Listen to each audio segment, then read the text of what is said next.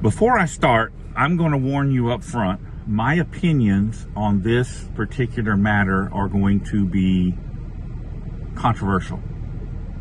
There's going to be people that say, oh, you're right, David, you're right. And there's going to be people that say that, oh, no way, no way. So this guy gets stopped for having fake plates on his car. Breaks and runs from the officer. And the officer, he doesn't get very far. The officer grabs him, grapples with him, wrestles with him, ends up trying to tase him, and the guy grabs the taser.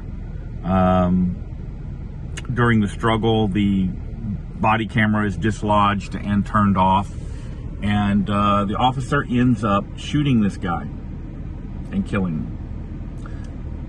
Now, nowhere in any state that I know of is a minor traffic offense like having a fake license plate a capital offense that justifies, killing someone. But when you attack a police officer, grab his taser, things change really drastically in that type of situation. I've said it before and I'll say it again. You don't fight cops on the street. You fight them in court. And if you're fighting them on the street, the results are predictable. You're going to get hurt at a very minimum. You're going to get hurt. So I encourage people, do not fight with the police on the street. Now, having said that, if you are facing an unlawful arrest, if you are facing an officer that is being unreasonably violent, at all times, you have the right to defend yourself at all times. So, understand what comes with that, though. There's going to be court afterwards, and you're going to have to be justifying what you did. So, make sure you're right. Make sure you are 100% right before you raise a hand and resist. Better to fight in court if you can. So back to the case at hand. I'm going to play the body camera footage, and then shockingly, they have criminally charged this officer with second-degree murder, and I'll get to that video in a minute. But first up here is the body camera footage from the traffic stop that resulted in the man's death.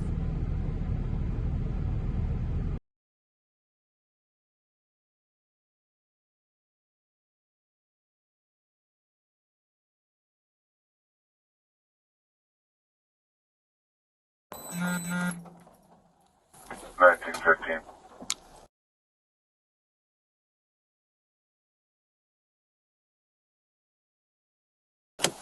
Hey, stay in the car! Stay in the car! Stay in the car! Get in the car! Dude, I'm stopping you. Do you have a license?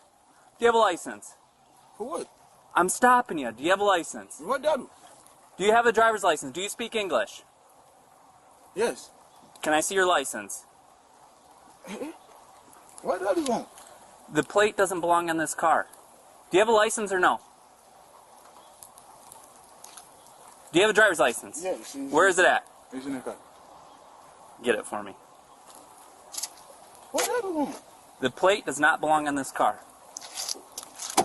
Amen. Let me know what my right there.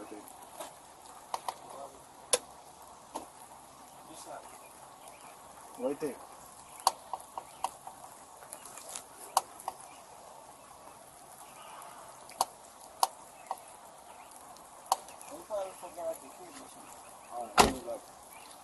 No, no, no. Stop. Stop. Put your hands right. Stop.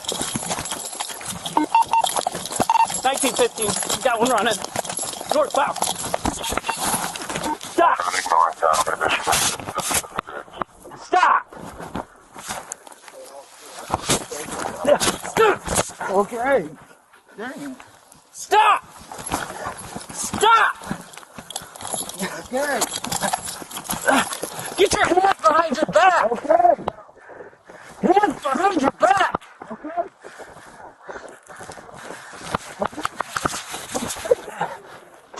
behind your back.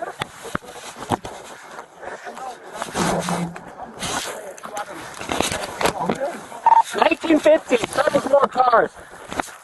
Okay.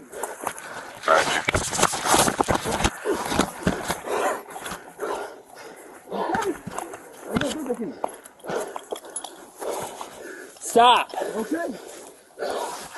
Stop resisting.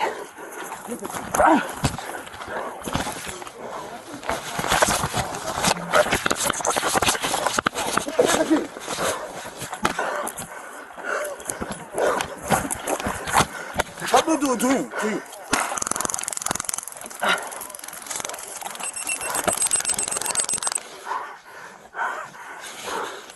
Let go of the taser.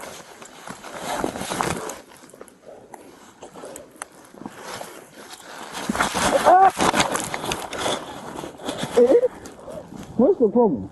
Let go of the taser.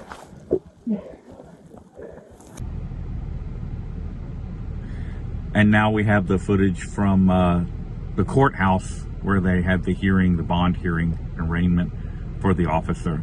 Now you're going to see two different sides of the coin bumping heads here. The pro-police crowd that doesn't think he should be charged, and the anti-police crowd that thinks he should have been charged.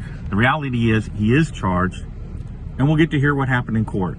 My opinion is that he's going to beat the case based on the fact that you can clearly see this guy grabbing his taser in the video, in the body camera footage. You can go back and watch that. You'll clearly see him grabbing the taser a couple of times. And what the officer is going to claim is, oh, I feared for my life. He was grabbing my taser. Breaking right now, Grand Rapids police officer Christopher Schur has bonded out of jail after appearing in court today to face charges for the death of Patrick Lyoya. He was released within the last hour. Schur turned himself in yesterday after Kent County prosecutor Chris Becker announced his decision to charge him with second-degree murder. On April 4th, Officer Schur pulled over Patrick Lyoya on a license plate violation. The situation escalated. Lyoya ran, and the two struggled for a while until Officer Schur pulled out his gun and shot Lyoya in the head. Today, his attorneys argued for a low bond, but the judge said the nature of the charges requires more. What I do find is that a crash surety bond is necessary, and I will set that bond amount $100,000 cash surety. That will also be subject to a number of special conditions. Now, under those conditions, Officer Schur cannot possess any firearms, cannot drink alcohol, or behave in a threatening way. There was a lot of reaction immediately following today's arraignment as supporters of Officer Schur and supporters of the Lyoya family clashed. 13 on your side's Joshua Vincent was there and joins us now with a look at what people are saying. Josh. Hey, good afternoon, Kirk and Val. Yes, things got pretty heated right here behind me at the Kent County Courthouse on the 7th floor as supporters for both Patrick Lyoya clash with backers of Officer Christopher Schur. Take a look at some of this video from earlier. Things started quietly inside of the courtroom as Schur supporters were waiting for the arraignment to begin, but with many of them wearing Blue Lives Matter shirts. Directly after the arraignment, both groups were face-to-face in the hallway of the court building. Lyoya supporters screamed, "Justice for Patrick," and confronted Schur supporters. They got into shouting matches over this case, and here's some of that exchange. Look at the protections you are afforded, and you're looking at us like we're crazy. Understand that he is a murderer. I just had somebody over here tell me that it wasn't justified that he was murdered, but yet it's not justified that he's in there. I can't state my opinion, which probably is a lot more reasonable than what they think. There will always be justice for Patrick. Things got chaotic, too, as supporters for Patrick began shoving and pushing the press, including myself. Nevertheless, things began to cool off as both groups went down the elevators. Now, tensions are high because you have some people who believe that Officer Christopher Schur's actions were justified, while on the other hand, you have some people who believe that Patrick Lyoya was murdered, and they say that there's a bigger problem with policing. It's not just GRPD, but it's a problem in America as a whole. So just so much going on, but a lot of tension, again, that those those tensions were high over there at the Kent County Court. So in closing, I'll give you my opinion. Let the guy run away. Let him run. It's a minor traffic offense. Let him run. Now he's got, you know who he is because you got his car, you've got his passenger to ID him. He's got another, and if he has warrants already, well, now he's got another warrant. He's going to get caught sooner or later. He can't run forever. It's not worth killing the guy over. Let him run. Those are just my thoughts. Thanks for watching, guys, and have a great afternoon.